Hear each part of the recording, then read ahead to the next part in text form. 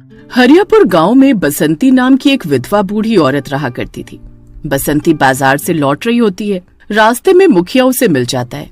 मुखिया बसंती की ओर देखकर कहता है, कैसी हो बसंती? देख रहा हूँ तुम्हारी उम्र हो गई, लेकिन अभी भी तुम सुंदर और जवान दिखती हो। बकवास बंद कर मुखिया। उम्र तो तेरी भी हो गई, लेकिन तेरी छिछोरी बातें करने की आदत अभी तक गई नहीं। अरे जब से इस गांव में ब्याह कर आई हूँ, तब से तू मुझ पर डोरे डालने की कोशिश कर रहा है। अरे तुम तो नाराज हो गई। बसंती, मैं तो बस ये पूछ रहा था कि तुम्हारे पति तो कुछ समय पहले ही स्वर्ग सिधार गए, और तुम्हारा बेटा, उसे भी तुमने शहर भेज दिया था। कब लौट रहा है वो? अरे वो आज ही आने वाला है। उसकी पढ़ाई पूरी हो गई है। बोल रहा था गांव में ही आकर सब्जियों का व्यापार शुरू करेगा। इतना कह बसंती अपने घर की ओर बढ़ जाती है। बसंती अपने घर के अंदर जाती ही है कि तभी दरवाजे पर दस्तक होती है। बसंती दरवाजा खोल देती है। बाहर खड़ा राजेश अंदर आ जाता है। उसके साथ में एक सुंदर लड़की भी होती है। सुंदर लड़की को देखकर बसंती चौंक जाती है। अरे राजेश, तेरे साथ ये लड़की कौन है? माँ, ये मेरी पत्नी है पूजा। मैंने शहर में ही इससे विवाह कर लिया।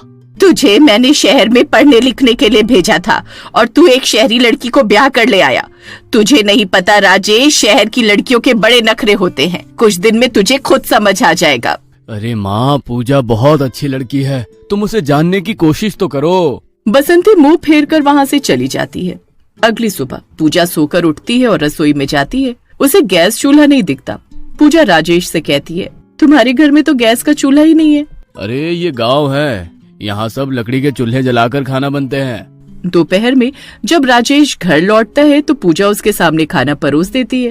अरे खाना तो ठंडा हो गया है, इसे गर्म कर दो। ये सुनकर पूजा गुस्से से कहती है, तुम्हारे घर में गैस का चूल्हा नहीं है। तुम्हें पता है कितनी मुश्किल से लकड़ी के चूल्हे पर खाना बनाए? मैं बार बार चूल्हा नहीं जला सकती। पूजा की बात सुनकर राजेश मुस्कुराता हुआ कहता है, अरे लेकिन मैं ठंडा खाना नहीं खाता पूजा। तो जाकर माइक्रोवेव क्यों नहीं खरीद लाते? जब चाहोगे उसमें खाना गर्म कर सकते हो। राजेश को पूजा की बात पसंद आ जाती है। अगले दिन राजेश एक पुरानी इलेक्ट्रॉनिक्स दुकान पर जाकर एक पुराना माइक्रोवेव खरीद कर उसे घर ले आता है। पूजा खुश हो जाती है। ये तो बहुत अच्छा किया तुमने। अब मैं इसमें सुबह की चाय भी बना दिया करूंगी। रात के समय पूजा माइक्रोवेव में खाना गर्म करने जाती है। जैसे ही वो माइक्रोवेव ऑन करती है, उसमें से अचानक धुआं निकलता है और एक भयानक चुड़ैल प्रकट हो जाती है। चुड़ैल! कितने सालों से मैं इस माइक्रोवेव में बंद थी। अब मैं आजाद हो गई हूँ। जब मुझे मारा गया था तब किसी ने मेरी मदद नहीं की। अब मैं बदला लूंगी। इतना कहकर चुड़ैल पूजा के शरीर में समा जाती है। पूजा की आंखें लाल हो जाती हैं। पूजा लाल आंखों से खाना गर्म करके राजेश के पास लाती है। क्या तुम खाना नहीं खाओगी? पूजा कोई जवाब नहीं देती। तभी बसंती वहाँ आ जाती है। मैंने कहा था ना, शहर की लड़कियाँ बहुत नाज नखरे दिखाती हैं। अब भुगत बेटा। राजेश कोई ध्यान नहीं देता और खाना खाने लगता है। उसे इस बात की खबर नहीं होती कि अब उसकी पत्नी पूजा नहीं, बल्कि एक खतरनाक चुड़ैल थी। अगली सुबह दरवाजे पर दस्तक होती है।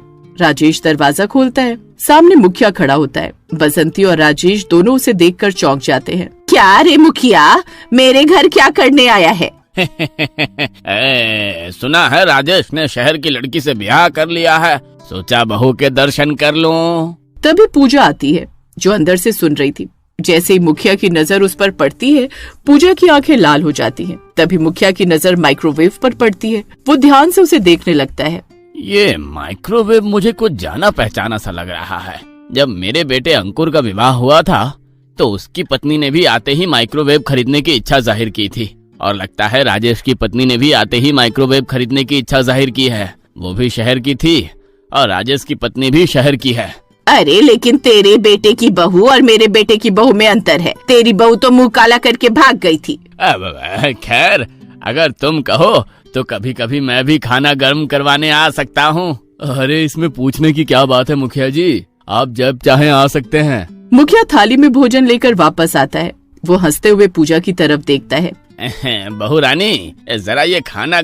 पूजा अचानक से मुस्कुराते हुए माइक्रोवेव में खाना गर्म करती है और फिर मुखिया की तरफ प्रेम भरी निगाहों से देखती है। मुखिया जी, आप तो इस उम्र में भी बड़े जवान मालूम होते हैं। मुखिया जोर से हंसता है, फिर धीरे से फुसफुसाता है। वैसे मेरी पत्नी घर पर नहीं है, मायके गई है 2 दिन के लिए। मेरा बेटा भी शहर में रहता है। पूजा हल्का सा मुस्कुराती है और उसकी आंखों में चमक आ जाती है। मुखिया वहाँ से चुपचाप निकल जाता है। रात को मुखिया दरवाजे पर खड़ा होता है, तभी पूजा वहाँ पहुँच जाती है। मुखिया जल्दी से अंदर चला जाता है और पूजा भी अंदर आ जाती है। मुझे पता था तुम जरूर आओगी। पहली बार ही तुम्हें देखा था, तभी समझ गया था कि तुम खुले विचारों वाली लड़की हो। तभी अचानक पूजा की आंखें लाल हो जाती हैं और देखते ही देखते वो चुड़ैल में बदल जाती है। चुड़ैल? अरे अरे ये कैसे हो सकता है? अरे राजेश की पत्नी चुड़ैल बन गई।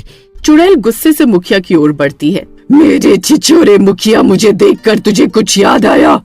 जिस माइक्रोवेव को तू बड़े ध्यान से देख रहा था वो तेरा ही है। मुखिया के चेहरे का रंग उड़ जाता है। क्या? इसका मतलब नहीं नहीं, यह नामुमकिन है।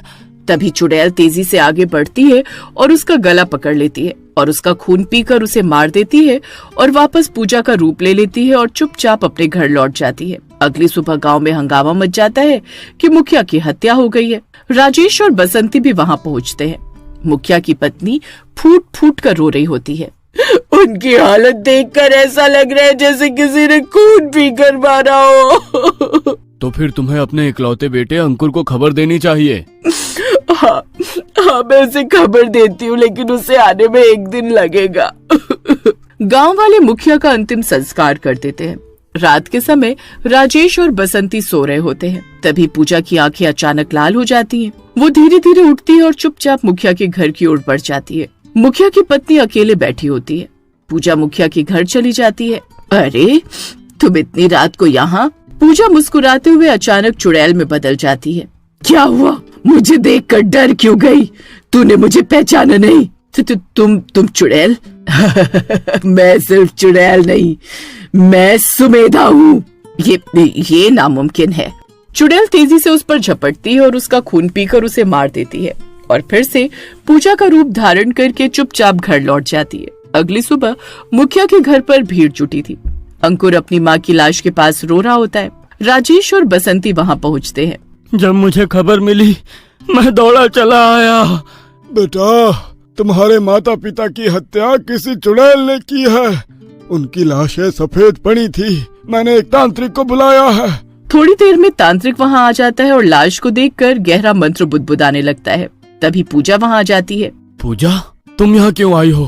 दूर हट, तेरी पत्नी के अंदर एक चुड़ैल का वास है। तांत्रिक मंत्र पढ़ता है और पूजा अचानक एक डरावनी चुड़ैल में बदल जाती है। बता, तूने मुखिया और उसकी पत्नी को क्यों मारा? तभी चुड़ैल की आकृति बदलने लगती है और वो एक सामान्य लड़की सुमेधा में परिवर्तित हो जाती है। अंकुर सन्न रह जाता है। सुमेधा, तुम तो मेरी पत्नी हो। तुम तो भाग गई थी। मेरे पिता ने यही कहा था। मैं नहीं भागी थी। तुम्हारा पिता मुझ पर बुरी नजर रखता था और तुम्हारी माँ सब जानकर भी चुप रही। जिस दिन मैंने सच बताने की कोशिश की, उन्होंने माइक्रोवेव में खराबी कर दी। जब मैंने खाना गर्म किया, मुझे भयंकर करंट लगा और मेरी मौत हो गई। मेरी आत्मा माइक्रोवेव में कैद हो गई और तुम्हारे माता पिता ने मेरी लाश को नदी में बहा दिया। तो मेरे माता पिता ने मुझसे झूठ कहा था। लेकिन तू माइक्रोवेव से आजाद कैसे हुई? जब राजेश ने नया माइक्रोवेव खरीदा और पूजा ने उसे चलाया तो मैं आजाद हो गई। लेकिन अब मैं चुड़ैल बन चुकी थी और मैंने अपना बदला पूरा किया। तेरा बदला पूरा हो गया है, अब यहाँ से चली जा। हाँ, लेकिन मेरी आत्मा अब भी माइक्रोवेव से जुड़ी है। उसे आग लगा दो, तभी मुझे मुक्ति मिलेगी। राजेश दौड़कर माइक्रोवेव लाता है। तांत्रिक मंत्र पढ़ता है और माइक्रोवेव में आग लग जाती है। चुड़ैल तुरंत पूजा के शरीर से बाहर आ जाती है। पूजा होश में आ जाती है और चुड़ैल वहाँ से गायब होकर अदृश्य हो जाती है और गांव में शांति लौट आती है।